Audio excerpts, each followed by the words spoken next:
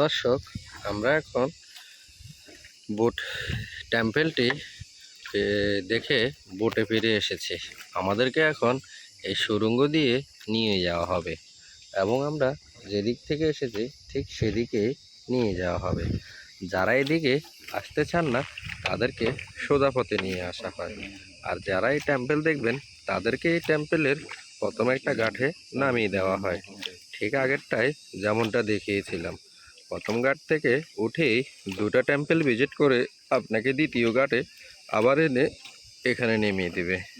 তারপর আবার এখান থেকে বোটিং করে আপনাকে নিয়ে যাওয়া হবে এই গুহার মধ্য দিয়ে।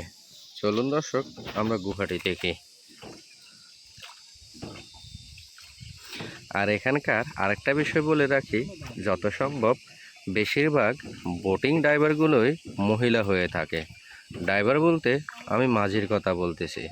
আমরা তো নৌকায় আছি, তো যার কারণে এখানে ড্রাইভার থাকবে না, সম্ভবত মাঝি থাকবে। তো মাঝিগুলো বেশিরভাগই মহিলা, অল্প কিছু লোক আছে যারা পুরুষ। তো চলুন দর্শক, কথা বলতে বলতে আমরা এখন গুহার ভিতরে যাই। গুহার এই পাহাড়গুলো দেখলে আমার ভীষণ গা চমকে ওঠে। লাইমস্টোন পাথরগুলো এখানে ফেটে চৌচির হয়ে আছে, আর ঠিক এর পাশ দিয়ে ইলেকট্রিসিটি লাইন নিয়ে যাওয়া হয়েছে কেবলের মাধ্যমে। সম্ভবত গুহার ভিতরে রাতের বেলা অন্ধকার হয়ে যায় বলে এখানে লাইটিং সিস্টেম করে দেওয়া হয়েছে। এখানেও লেখা আছে হাংবাং হাংবাং ক্যাব। এটা হচ্ছে 250 মিটার দৈর্ঘ্যের একটা ক্যাব, গুহাও বলতে পারেন। তো এই গুহাটা খুব ইন্টারেস্টিং অ্যান্ড এক্সাইটিং হবে। এটা 250 মিটার।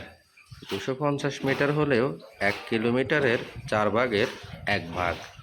1050 মিটার মানে 1 কিলোমিটার। 3282 ফিটেই 1 কিলোমিটার দৈর্ঘ্য, আর 1050 মিটারেই 1 কিলোমিটার দৈর্ঘ্য। সেই হিসাবে 1 কিলোমিটারের 4 ভাগের 1 ভাগ, আর একটু কম। এখানে 250 মিটার বিশিষ্ট গুহা। চলুন দর্শক, পুরো গুহাটা আপনাদেরকে এক্সপ্লোর করাচ্ছি। দেখতে থাকুন রোমাঞ্চকর অ্যাডভান্সিং এ ভিডিও।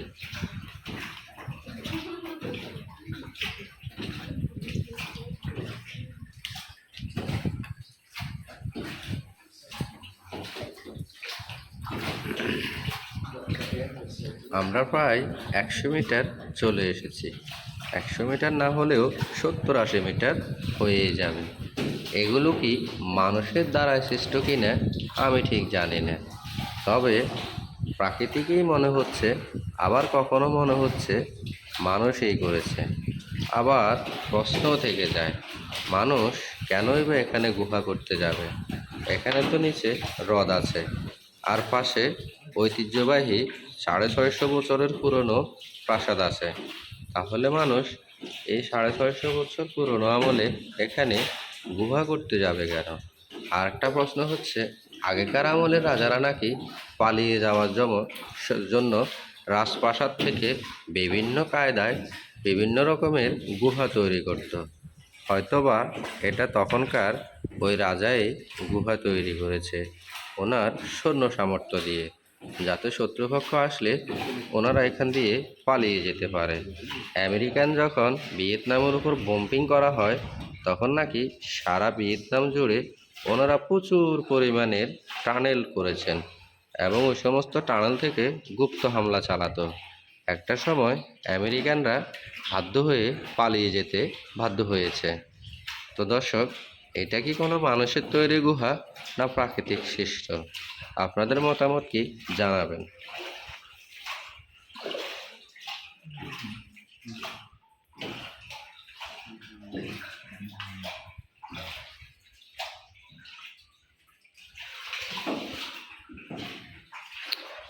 আড়াইশো মিটার গুহার আমরা প্রায় শেষ মাথায়, আর হয়তো সামনে 10 থেকে 15 মিটার আছে। এতক্ষণ পর্যন্ত যে গুহাটা দেখলাম আমার কাছে বেশ ইন্টারেস্টিং মনে হয়েছে, তবে আমি এখানে একা আসলে আরও মজা পেতাম। আমার সাথের দুই ভাই ওরা খুব ভয় পাচ্ছে এবং ওনারা এদিক সেদিক নাড়াচাড়া করতেছেন। আর এখানে কোনো একটা ডিটেক্টর বসানো আছে, সম্ভবত ক্যামেরা ডিটেক্টর অথবা প্রজেক্টিং লাইট, যা এখন আমাদের ছবি ক্যাপচার করতেছে। এগুলা সিসি ক্যামেরা। আর ঠিক যেমনটা বলেছিলাম, সিসি ক্যামেরায় বসানো আছে।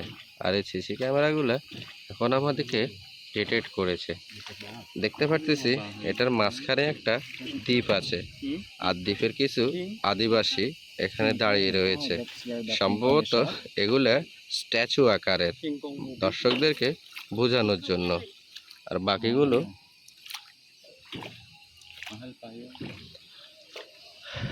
আর এইটা নাকি আপনার টম ক্রুজের যে বিখ্যাত কিংকং মুভি আছে, সে মুভির শুটিং নাকি এই পাহাড়েই হয়েছে। এই পাহাড়গুলো জুড়ে ওই কিংকং মুভির শুটিং করেছেন। এর ঠিক আমার বাম পাশে আছে ওই গ্রামটা, আর এর ঠিক উপরেই ওই পাহাড়টা, যেখানে কিংকং নায়িকাকে বাঁচিয়ে নেয় বিভিন্ন ড্রাগনদের হাত থেকে। আমার কাছে এটা ভিয়েতনামের হালং বের চাইতেও বেশি সুন্দর মনে হয়েছে। তার কারণ হচ্ছে, হালং বের চাইতে এখানে অনেকটা স্পেস জুড়ে হ্রদ রয়েছেন। হালং বে অনেক বড় হ্রদ, ওখানে জাহাজ নিয়ে ঘুরতে হয়। বাট এখানে আপনাকে বোটে করে ঘোরার একটা আনন্দ, একটা স্বাদ উপভোগ করতে পারবেন, কেননা এটা অনেকটা জায়গা জুড়ে। আর আমার এই ট্রিপটা সার্থক হয়েছে। হালং বের জন্য 5টা টিপ দেওয়া আর এখানে একটা টিপ দেওয়া সমান কথা। আমার কাছে সত্যি এটা খুব মজা লেগেছে, কারণ আমাদেরকে এখন আবারও কোথাও একটা নিয়ে যাওয়া হবে। এখনও নাকি এটার সাইট সিইং শেষ হয় নাই। আমি জানি না দর্শক এটার কতটুক বাকি আছে।